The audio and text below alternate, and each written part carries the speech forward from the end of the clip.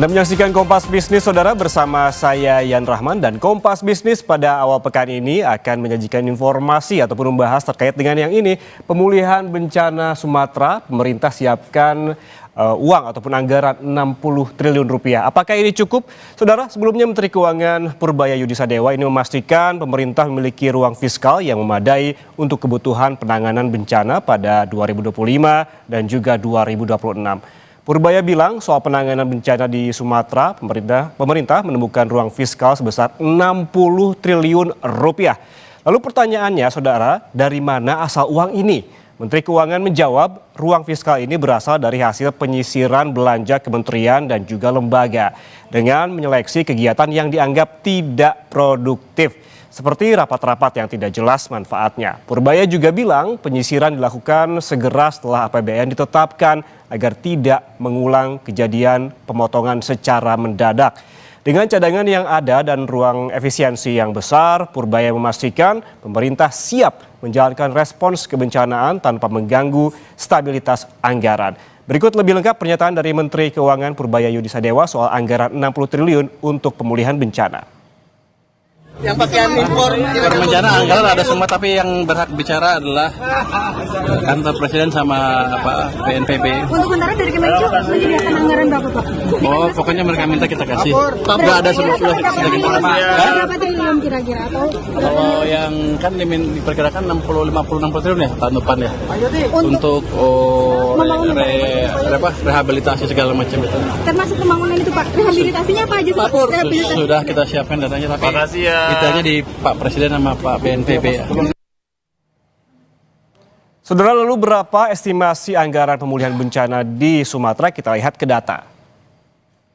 Ini dia, ini menurut Kepala BNPB Lejen Suharyanto sebelumnya melaporkan kepada Presiden Prabowo Subianto bahwa estimasi kebutuhan dana rehabilitasi dan juga rekonstruksi di 3 provinsi mencapai 51,8 triliun rupiah. Rinciannya adalah sebagai berikut ini. Dari total sebesar 51,8 triliun rupiah, Saudara, ini ada 3 daerah ataupun 3 provinsi. Kita lihat ke Aceh dulu, ini merupakan anggaran pemulihan yang terbesar sebesar 25,41 triliun rupiah. Kemudian selain Aceh juga masih ada provinsi lainnya yang mendapatkan anggaran dari total yang tadi disebutkan, bahwa di Sumatera Barat ada 13,52 triliun rupiah. Dan di Sumatera Utara ini 12,88 triliun rupiah dana ataupun anggaran untuk pemulihan bencana. Lalu akan disalurkan untuk apa saja anggaran yang nanti akan diberikan oleh pemerintah? Kita lihat ke data selanjutnya. Nah, ini dia fokus penggunaan anggaran bantuan bencana Sumatera. Ini masih berdasarkan dari keterangan dari BNPB, Saudara. Fokus penggunaan anggaran ini nantinya untuk pertama ini perbaikan rumah warga dan hunian sementara. Kemudian ada juga pemulihan infrastruktur vital, karena kita ketahui bahwa bencana juga merusak jalan dan juga jembatan-jembatan yang menjadi akses penting bagi warga di 3 provinsi. Yang ketiga ada rehabilitasi fasilitas umum dan juga layanan publik. Dan terakhir ada pemulihan ekonomi masyarakat, karena memang bukan hanya terkait juga infrastruktur, yang perlu dipulihkan adalah bagaimana ke depannya warga bisa kembali beraktivitas secara ekonomi di pasar, berjual beli, bersekolah, dan lain-lain. Dan Saudara, sebelumnya dalam rapat terbatas di Banda Aceh pada 7 Desember lalu, Presiden Prabowo Subianto menyetujui alokasi tambahan dana darurat untuk 52 kabupaten kota terdampak bencana longsor dan juga banjir di Aceh, Sumatera Utara, dan Sumatera Barat. Mendagri, Anda minta 2M per kabupaten ya. Saya kasih 4M. Ya. Kemudian untuk provinsi, nanti provinsi dihitung ya. Provinsi yang paling besar mana? Yang paling berat ya. Kirim 20M. Nanti Sumatera Utara berapa, nanti gubernurnya suruh ketemu saya ya. Sumut ada? Mana? Hadir semua ya? Wah, dengar dia. Waduh. Ya, oke. Pokoknya kita bantu ya. Kalian yang di depan, kalian panglima-panglima terdepan, kalian yang harus bekerja keras untuk rakyat ya. Jadi yang bisa saya kerahkan adalah dukungan untuk kalian supaya kalian tidak ragu-ragu.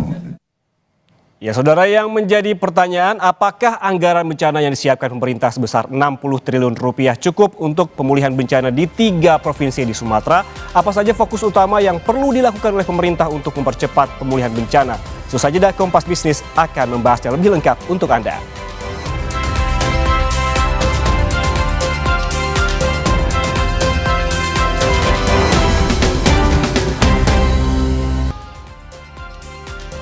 Anda masih menyaksikan Kompas Bisnis, saudara, bersama saya Yan Rahman. Saudara, Menteri Keuangan Purbaya Yudisadewa ini memastikan soal penanganan bencana di Sumatera, pemerintah menemukan ruang fiskal sebesar 60 triliun rupiah, sementara BNPB memberikan estimasi sebesar 51,8 triliun rupiah untuk pemulihan bencana.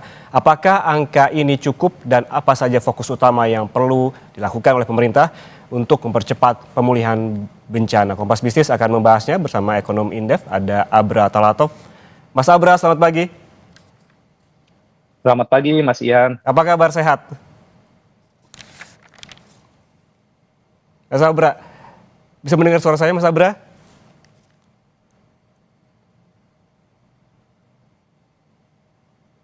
Mas Abra, apakah bisa Halo. mendengar suara saya?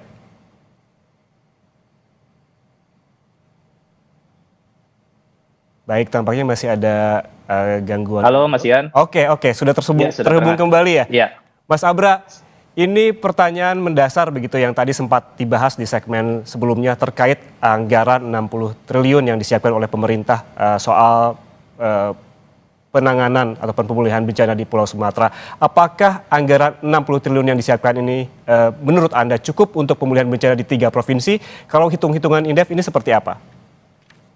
Ya, jadi saya melihat bahwa pesan pemerintah untuk mengalokasikan anggaran 51,8 triliun ini, jika ini dibaca sebagai alokasi tahap awal, ini cukup realistis mengingat memang kebutuhan awal untuk melakukan pemulihan bencana ini kan lebih banyak sifatnya untuk yang secara fisik yang bisa langsung dirasakan oleh masyarakat, khususnya terkait dengan akses transportasi.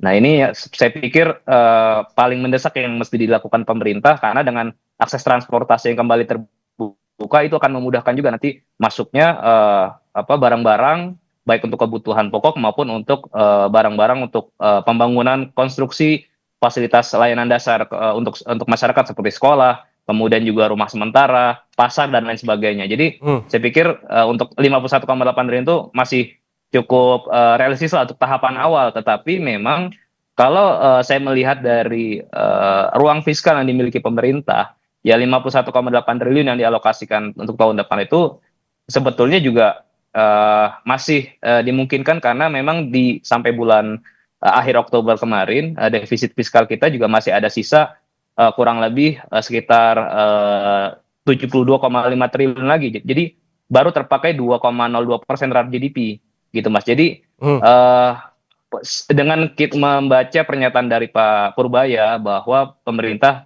sudah menyisir ya dari belanja kementerian lembaga, saya melihat itu masuk akal, karena sampai akhir Oktober kemarin belanja pemerintah pusat ya kementerian lembaga itu baru termanfaatkan sekitar 66,2%. Jadi masih ada space yang cukup banyak itu Mas. Jadi memang masuk akal sekali untuk digunakan realokasikan untuk mendanai pemulihan bencana di Sumatera. Oke, masuk akal dan juga cukup realistis untuk pemulihan awal ya, perlu digarisbawahi karena memang sebelumnya BNPB juga telah memberikan estimasi ini sebesar 51,8 triliun, berarti lebih kecil sedikit dari yang telah disiapkan oleh pemerintah. Sementara Mas Abra, kalau kita mengacu sejumlah ekonom hingga DPR yang memperkirakan kerugian dan juga biaya penanganan bisa mencapai 100 hingga 200 triliun rupiah, itu jauh sekali angkanya. Tanggapan Anda seperti apa? Iya, memang kalau kita melihat nilai ekonomi di 3 wilayah tersebut ya, dengan mengacu pada PDRB 3 provinsi di tahun lalu, Aceh, Sumatera Utara, dan Sumatera Barat, itu kurang lebih nilai ekonominya mencapai 1.723 triliun. Ya, dengan adanya alokasi 51,8 triliun tadi, artinya itu kurang lebih sebesar kira-kira 3% dari ukuran ekonomi tiga provinsi tadi, Mas. Mhm. Jadi 3% yang dialokasikan oleh pemerintah melalui APBN ya terhadap tiga provinsi tadi ya masih cukup signifikan ya untuk digunakan sebagai tahapan awal. Tetapi kita tahu bahwa ketika tiga daerah tadi di kabupaten kota yang terimbas itu tidak bisa melaksanakan kegiatan ekonomi secara normal, tentunya di tahun mendatang ini akan ada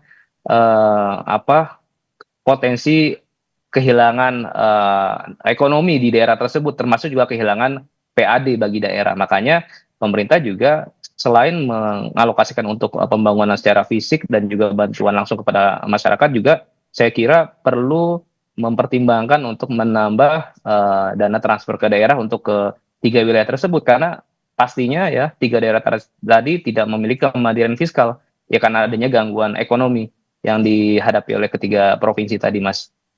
Oke, oke soal tadi masih ada ruang fiskal yang memang tadi Mas Abra juga menyebutkan ada 70 triliunan lebih begitu ya. Yang jadi pertanyaan adalah sebelumnya banyak khawatiran begitu dari ekonom maupun dari warga soal apakah negara ini punya uang untuk penanganan bencana. Namun dijawab sudah tadi oleh Pak Purbaya bahwa ada ruang fiskal sebesar 60 triliun dari efisiensi kementerian dan juga lembaga. Apabila memang sebelumnya ini tidak digunakan untuk penanganan bencana, ada yang menyebutkan ini seharusnya digunakan untuk MBG. Indef melihatnya seperti apa? Iya, iya pertama melihat dari serapan belanja pemerintah pusat kementerian lembaga ya. Saya menyoroti mungkin dari sisi belanja barang sampai akhir Oktober itu baru terserap 72,3%. Jadi masih ada sekitar 27%-an lah sisanya untuk 2 bulan terakhir ini November dan Desember. Dan belanja barangnya juga banyak digunakan biasanya untuk kegiatan yang sifatnya tidak prioritas seperti rapat, perjalanan dinas. Nah itu saya pikir masuk akal untuk direalokasi untuk pendanaan pasca bencana di Sumatera. Yang kedua, untuk program MBG sendiri pemerintah sebetulnya masih punya peluang juga untuk mengambil sebagian alokasi anggaran MBG untuk rekonstruksi di Sumatera karena sampai 18 November 2025 ada laporan dari Kemenkeu beberapa waktu lalu itu juga baru terserap 58,2% dari APBN dari 71 triliun alokasi baru terserap sekitar 41,3 triliun. Jadi masih cukup banyak space sekitar 40% anggaran MBG. Saya pikir ini juga cukup realistis untuk bagi pemerintah untuk merealokasi juga sebagian dana MBG, Mas. Oke, kemudian dengan dana yang sudah disiapkan oleh pemerintah dan juga ada estimasinya yang tadi disebutkan oleh BNPB juga. Kemudian menurut Anda apa saja fokus pemulihan yang harus dilakukan oleh pemerintah? Tadi sempat sekilas disebutkan oleh Mas Abra. Tapi ini dimulai dari mana dulu? Tadi saya sempat membacakan beberapa peruntukannya, begitu termasuk tadi ada infrastruktur, pemulihan ekonomi warga, dan juga ada penanganan jalan dan juga jembatan begitu. Ini harus dimulai dari mana dulu atau bisa berjalan secara paralel? Iya, saya kira pemerintah harus memiliki timeline yang jelas juga yang terukur untuk memonitor perkembangan pemulihan pasca bencana di Sumatera. Jadi paling tidak ada 3 tahapan. Yang pertama adalah tahapan jangka paling pendek ya, 1 sampai 30 hari itu untuk memulihkan layanan dasar dan akses tadi khususnya untuk transportasi darat gitu agar akses kebutuhan dasar masyarakat juga bisa terpenuhi dan aktivitas ekonomi masyarakat juga bisa perlahan mulai anormal. Kemudian yang kedua juga antara bulan ke-1 sampai bulan ke-6 bagaimana pemerintah ya bisa membantu memulihkan tempat untuk mendapatkan penghasilan khususnya yang berkaitan di sektor pertanian karena pastinya kan lahan-lahan pertanian, irigasi dan alat produksi itu juga banyak mengalami kerusakan. Jadi pemerintah juga perlu membantu masyarakat yang mengandalkan aktivitas sektor pertanian ataupun perkebunan untuk kembali bisa hidup mendapatkan penghasilan dari mata pencaharian yang selama ini mereka andalkan. Termasuk juga membersihkan ataupun memperbaiki pasar-pasar ya, pasar tradisional dan juga sekolah untuk kebutuhan dasar masyarakat. Yang agak panjang rekonstruksi 6 sampai 24 bulan itu adalah untuk pembangunan seperti sekolah permanen, rumah permanen juga dan juga infrastruktur yang sifatnya cukup strategis seperti jembatan, tanggul, itu juga perlu ada tahapan-tahapan. Jadi alokasi anggaran tadi yang terbatas 51,8 triliun itu juga bisa terus ditinjau, sudah terbangun berapa kilometer jalan, sudah berapa banyak unit rumah yang diperbaiki, sekolah berapa banyak unit sekolah. Jadi harus dimonitor waktu demi waktu, jelas ada transparansi juga kepada publik. Anggaran itu tidak menguap begitu saja dirasakan langsung oleh masyarakat. Dan yang terakhir saya kira juga cukup penting adalah pemerintah tidak boleh hanya berpikir ini sebagai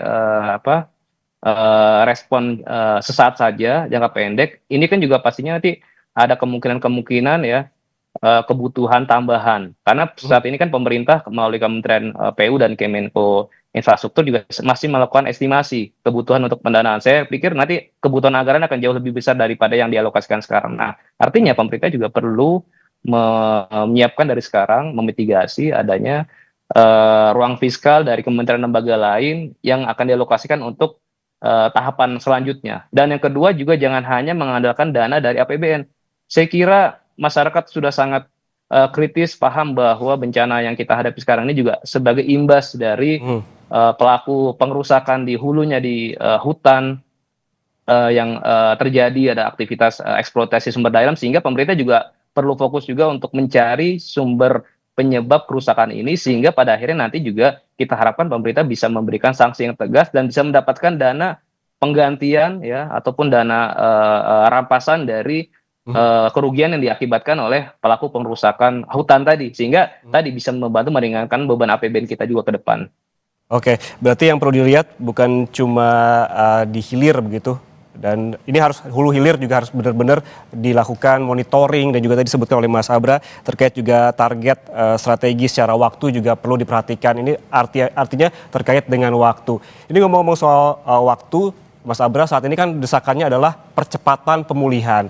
Kemudian ini pemerintah harus memiliki target berapa lama sesungguhnya, mengingat ini juga sedikit banyak berpengaruh terhadap pertumbuhan ekonomi regional dan juga nasional. Iya, ya saya pikir waktu yang biasanya ya benchmarknya dalam pemulihan di beberapa daerah itu paling maksimal itu 2 tahun, masyarakat sudah bisa kembali beraktivitas secara normal. Ya ada sumber penghasilan yang diperoleh masyarakat secara permanen. Aktivitas pertanian, kemudian perdagangan itu sudah kembali normal lagi, dan juga bahkan hunian tetap bagi masyarakat juga sudah bisa diterima oleh masyarakat. Apalagi kalau ini kan juga ada kemungkinan dilakukan relokasi tempat tinggal ya, karena mengingat masih adanya resiko bencana susulan ataupun bencana yang akan terulang kembali, mengingat di sisi hulunya ini kan juga belum ada perbaikan gitu, Mas. Jadi ini saya pikir butuh waktu yang lebih panjang, tetapi tetap harus ada target yang terukur. Maksimal 2 tahun semuanya sudah bisa beraktivitas normal. Sehingga pada gilirannya nanti kita harapkan ketiga daerah tadi bisa secara mandiri ya, bisa membiayai pembangunan di masing-masing daerah. Oke, kalau memang maksimal 2 tahun berarti waktu yang memang cukup lama. Jika anggaran ini untuk perbaikan saja, lalu bagaimana dengan keberlanjutan ekonomi di daerah bencana, mengingat perbaikan juga terus dilakukan dengan target tertentu, apabila memang maksimal juga 2 tahun, artinya harus diperhatikan juga dong bagaimana keberlanjutan ekonomi warganya tidak sebatas diperbaiki lalu selesai begitu. Betul, memang tentunya harus ada kebijakan yang tetap afirmasi ya ke ketiga daerah tadi, baik ke masyarakatnya maupun ke pemerintah daerah.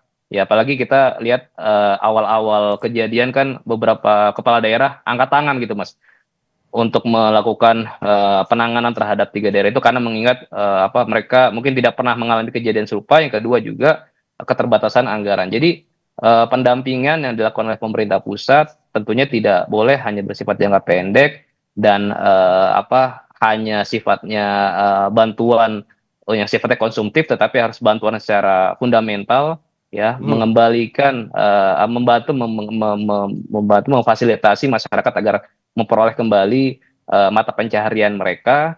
Dan tugas itu bukan hanya di beberapa kementerian utama seperti fisik tadi, Kementerian PU atau Kementerian Perumahan, tetapi juga kementerian ataupun sektor lain yang sifatnya real seperti Kementerian UMKM, kemudian Kementerian Perdagangan dan lain sebagainya, sehingga bisa membantu menghidupi geliat ekonomi di masing-masing wilayah tersebut, Mas Ian.